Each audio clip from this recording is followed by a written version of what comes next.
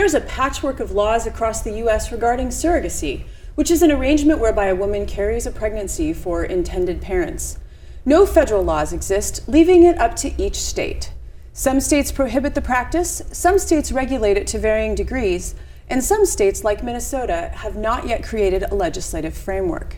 Joining me in the studio to discuss Minnesota's Legislative Commission on Surrogacy are the Commission's co-chairs, Senator Alice Johnson and Representative Peggy Scott. Welcome to you both. Thank you for having us. Thank you. So, Representative Scott, I'd like to start with you. What are some of the ethical and legal concerns with surrogacy? Right. Well, some of the ethical ones have to do with the rights of the child. Does the unborn child have any rights? What rights do the intended parents have? In some states, they treat it like adoption. So really, until the mother, the surrogate mother, decides, yes, for sure, I'm willing to give this child away, those intended parents don't always have rights to that child until after the mother gives them up. In some states, it's prearranged, and the intended parents are on the birth certificate itself, so that's already, the contracts already lay that out. I think you also have to look at, and the ethical concerns also are for the rights of the surrogate woman to make sure that she is not exploited. And I know that's something that Senator Johnson and I both were concerned with. A lot of countries outlaw surrogacy altogether, and they do it for those reasons.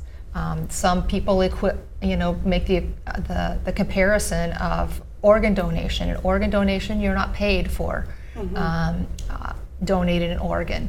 So those are some of the ethical questions, and legal as well, because even if you have a contract that you think is airtight, there are things that could happen to cause that contract to go sideways. And so that's some of the stuff that our commission's been tackling. And then Senator Johnson, I wanted to ask you, surrogacy has created some unusual bedfellows. I've read that religious organizations are opposed based on its use of in vitro fertilization, or the fact that sometimes it's same-sex couples who are interested in having a child. Feminist groups fear the exploitation of women. So what are some common misconceptions? Well, I don't think it's very there are many very common conceptions of this, of surrogacy, and that is what we're about, is we're really trying to learn as much as we can, our commission, so that we can put forward some sort of regulations or description of what we think should be part of surrogacy. You mentioned about the Catholic Church, and there's no doubt about it. But it's not just the Catholic Church, it's just many people who share their same views, maybe not quite as dramatically as the Catholic Church does. But when I first came up with this surrogacy idea and started listening to the advocates for surrogacy, what hit me was exactly what Representative Peggy Scott has talked about, in that the exploitation of women and the concern about children was what really prompted me to take an active part in this. And I'm very pleased and happy that I was able to get this commission put together, and that we're working together, all of us. So I don't know. It's something that I think I wish the federal government would put out some sort of a pattern for all of the states, because it's very difficult to deal with surrogacy when each state is doing something different. And there is so much opportunity for people to move in and out of states where it's easier. And that brings up the issue of statelessness that some children may face. If they're conceived in one place but the parents live in another, and the legal complications that come from that. Will the commission try to address some of those possibilities? I believe we will, and I want to include international, because that is another concern that we have to watch out for, to see what's going on with other countries, because the surrogacy thing could move in from another country and coming back to the United States and be maybe countryless. Yes. Representative Scott, I understand that sometimes people misunderstand the difference between gestational surrogacy and traditional surrogacy. Could you explain what the difference is, and will legislation or should legislation differentiate between those two? I'll answer the second question first. Okay. I think it should distinguish. Okay. I myself think that we should only go down the road of gestational, and gestational is when the mother, the surrogate mother who's carrying the child, has no biological relationship to the child. Mm-hmm. And I think legally there are some reasons that might be the better route to go. So in traditional surrogacy, the child would have some relationship, either most likely the mother donated the egg or whatever. Right. So I think if we do go down the traditional and allowing traditional surrogacy, I think that it should be treated like adoption. So that mother that's carrying the child has a certain number of days before she, officially signs off that yes, this is the move that she wants to make in turning the child over to the quote-unquote intended parents. So because in that case, she is related to the child. Right. Right. And we've listened to a lot of testimony about, even when it's not a child that's related to that mother, how just the mother-child attachment anyway, Mm-hmm. Regardless of the biological connection, and the voice of the mother, and just there's a lot of connections there that people have a lot of legitimate concerns about. Mm-hmm. So there are not a lot of easy answers in this conversation. Sure. Senator Johnson, is it appropriate to allow a woman to use her body for financial gain? So this goes to the exploitation question that we were talking about a little bit before. Should payment above and beyond the expenses of carrying the child be allowed, and how can we protect women from being exploited?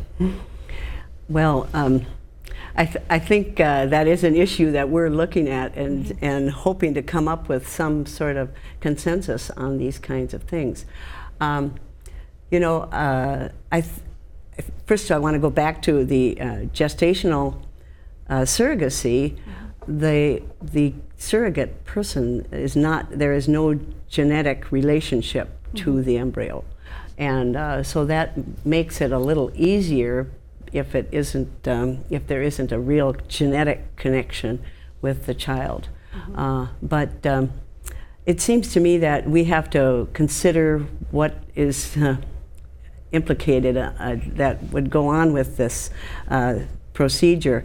It seems to me that there would be some monetary benefit to the surrogate if they're willing to do it. I look upon it as, if we decide that surrogacy is okay, I think there is maybe a limit as to what you could receive for that, because I had 4 daughters. I have 4 daughters, and I know what it's like to be pregnant. It was very easy for me, but there are many people who have very difficult time with it, and one never knows for sure what's going to happen. And it's certainly a commitment. So that's the way my view is. But again, we are listening. Our task force, our commission was put together so that we could study and look at these things, come to some consensus on certain things, provide them recommendations, hopefully, to the legislature, and then legislators would hopefully pick up some of the issues that we would suggest would be good ones to develop for us, for our state. I will not be in the legislature next year. You're retiring. And that is a little bit sad for me, because I think I would be moving some of that legislation that I expect to come out of our commission.